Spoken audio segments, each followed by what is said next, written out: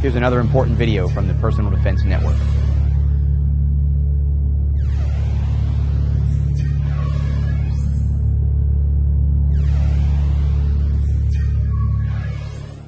When two people are moving through an environment and there's a perception that there may be a threat around the next corner or maybe even behind you, one of the best ways to do that movement and be as safe as possible is going to be back to back. With two people in an environment, the only way to try to get 360-degree coverage, in fact, is for them to be back to back. If we were in a more traditional team environment, we might see someone on this wall, someone on that wall, with crossing areas of responsibility, knowing that there's the rest of the team taking up other danger areas and taking up other responsibilities.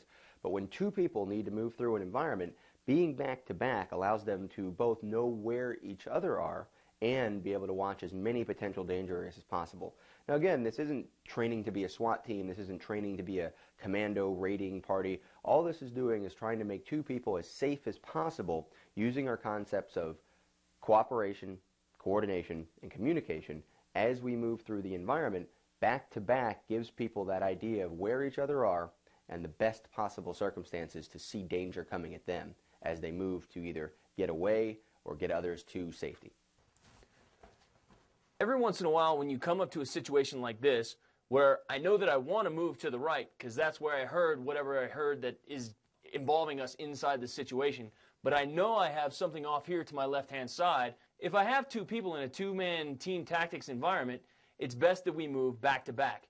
When we go through this door, Jeremiah is going to be covering my back. I am going to be watching all the things in front. Moving. Move. I'm going to the right.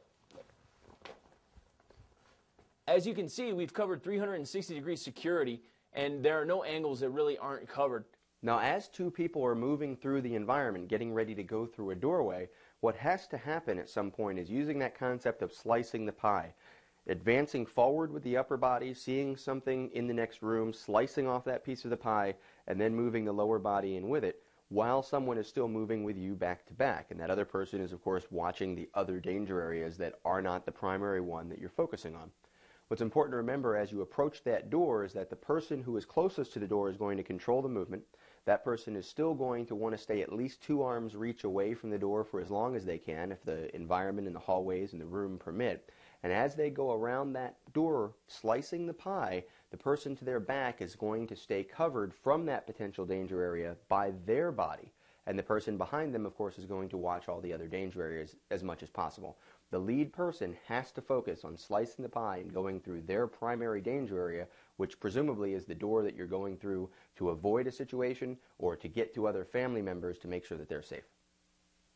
Ready? Yeah. Moving. Move. As I move up to the door, I want to stay at least 1 arm's length away from the door, just like we did when we were using cover.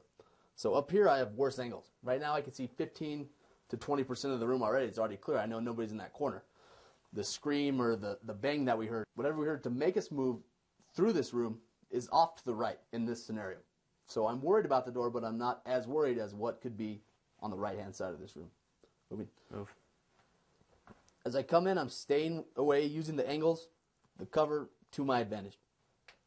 Coming through here, I can see 50% of the room already. 50% of the room is clear. So what I'm worried about is the area off to the right. I don't have eyes on. John's still covering rear.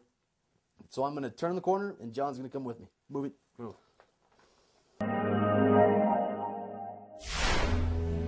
Check out more videos just like this one at the Personal Defense Network.